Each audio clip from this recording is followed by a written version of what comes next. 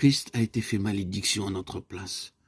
Nous sommes les maudits pour qui il est mort sur la croix. Étant notre représentant, il nous y conduit avec lui, afin que nous ressuscions par la foi la promesse de l'Esprit. Galates 3, 13, 14. La croix conduit à l'Esprit et l'Esprit nous ramène à la croix. C'est uniquement par la mort de Christ que l'âme peut recevoir l'Esprit, et c'est seulement par le Saint-Esprit ainsi reçu que le croyant peut s'unir de façon vivante à la mort de Christ.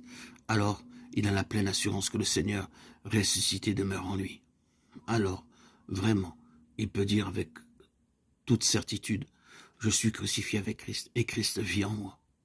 Enfin, c'est uniquement par une vie de communion toujours plus profonde avec le crucifié que nous pouvons recevoir la plénitude du Saint-Esprit.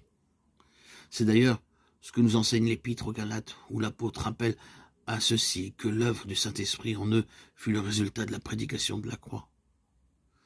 Et cependant, bien qu'ils eussent évidemment reçu l'Esprit, il était manifeste qu'ils avaient besoin d'une connaissance plus approfondie du calvaire. Car s'ils avaient été crucifiés avec Christ, aussi complètement que l'était Paul, ils n'eussent pas été si rapidement tentés de retourner aux œuvres de la loi. Les Galates n'avaient pas compris que toute désobéissance à la loi, même sur un seul point, les plaçait sous le coup de la malédiction. C'est pourquoi ils s'assuraient encore en eux-mêmes.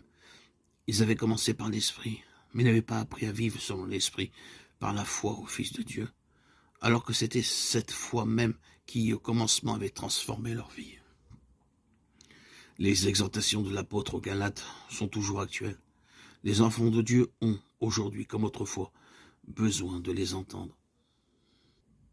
Ils sont si nombreux, ceux qui ne comprennent pas la relation étroite qu'il y a entre le calvaire et l'action intérieure du Saint-Esprit.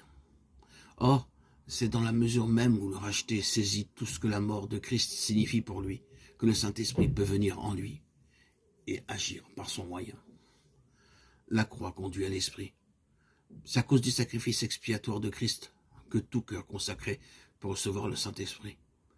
Et c'est en réponse au don de soi que l'Esprit peut entrer dans le cœur pour le purifier. Acte 15, 9.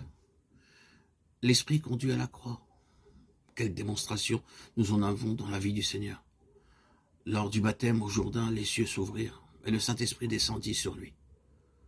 Tandis qu'il s'identifiait avec les pécheurs en entrant dans les eaux, symbole de mort. Toutefois, ce n'était pas encore la mort. Par l'Esprit éternel qui descendit sur lui, il se tourna résolument vers Jérusalem et le calvaire, et fut rendu capable de boire la coupe d'agonie en Gethsémane.